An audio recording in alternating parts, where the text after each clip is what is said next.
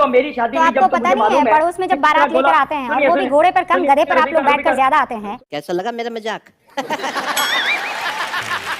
93,000 दूल्हे आपके आए थे, सहरा छोड़कर बदन पर कुछ नहीं बचा था, याद है ना आपको? पूरी बात कर। जब पाकिस्तान के प्रवक्ता टीवी पर आते हैं तो अक्सर अपनी ही दुनिया में खोए रहते हैं, धमकियां देते हैं, झूठ बोलते हैं और सच्चाई के कोसों दूर होते हैं। लेकिन आज एक बार फिर से उन्हें करारा जवाब मिला। रूबिका लियाकत ने उन्हें ऐसा आईना दिखाया जिसमें उनका नकली रोब और खोखली बातें सबके सामने आ गई।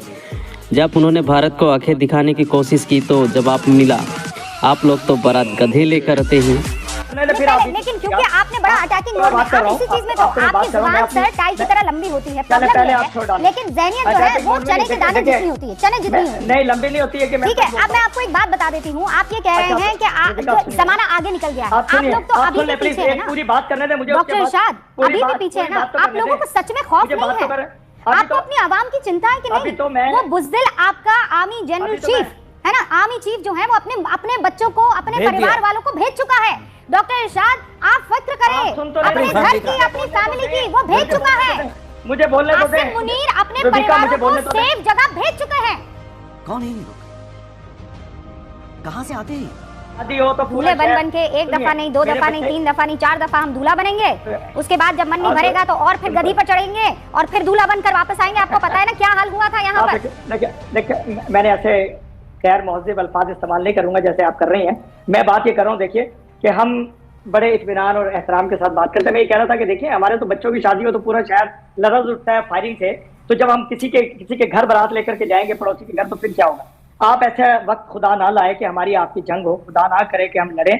आप लोग भी कोशिश करें, हम भी कोशिश कर रहे हैं सिफारती बिना पे भी, और हम बहन भाइयों के तरीके से भी कि लड़ाई ना हो। देखें जो आप बात कर रहे हैं, राजनाथ जी और मोदी जी 12 घंटे 12 दफा मुलाकात हुई, वो वाकई मुलाकात इसलिए कर रहे हैं कि उनसे गलती होगी, गलत इकदाम उन्होंने उठा लिया। 12 बार मुलाकात नहीं की है, 12 घंटे में 2 बार मुलाकात की है। यहाँ पर 4 बार मैं कह चुकी हूँ, आपके जहन में गई नहीं है ये बात। डॉक्टर साहब एक सेकंड, आप आज बड़ा मोहब्बत का पैगाम लाने की कोशिश कर रहे हैं। आप नहीं, आज ये बताता है कि आप खौफ में हैं। आप ना बता पाए is a different thing. Colonel Singh, ये डॉक्टर इरशाद आप खौफ में हैं सर, मान लीजिए, हमें दिखाई दे रहा है, हमें दिखाई दे रहा है, वो खौफ साफ तौर पर दिखाई दे रहा है।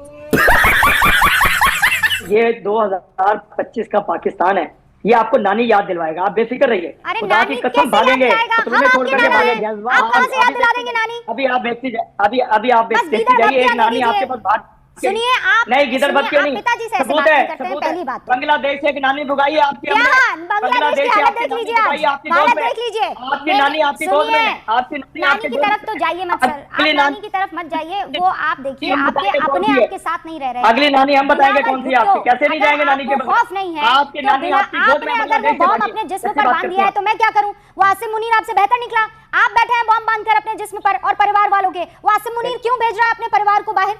बिलावल भुट्टो क्यों अपने परिवार को बाहर भेज रहा है? 20 सेकंड में जवाब दीजिए, क्या वजह है? क्या वजह है कि पाकिस्तान से बाहर भेज दिया? पहले तो बिलावल की शादी नहीं हुई, बारात उसी की तो लानी है हिंदुस्तान हमने।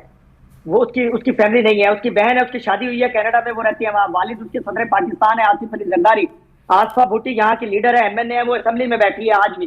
ये झूठा प्रोपेगेंडा आप खुदारा ना करें। सुनिए सर, यहाँ आप भूल जाइए कि बिलावल भुट्टो को यहाँ जानवर नसीब नहीं होगा। हिंदुस्तान में मैं बहुत क्लियरली बता रहा हूँ, यहाँ पर बिलावल भुट्टो को कोई पलट कर देखेगा नहीं। ना तो जुबान साफ है, ना नीयत साफ है, ना जहन साफ है उस आदमी का, ना फ्यूचर क्लियर दिखाई। आपको मैं यहाँ पर बैठकर आपकी गिदड़ भपकियां नहीं सुनूंगी।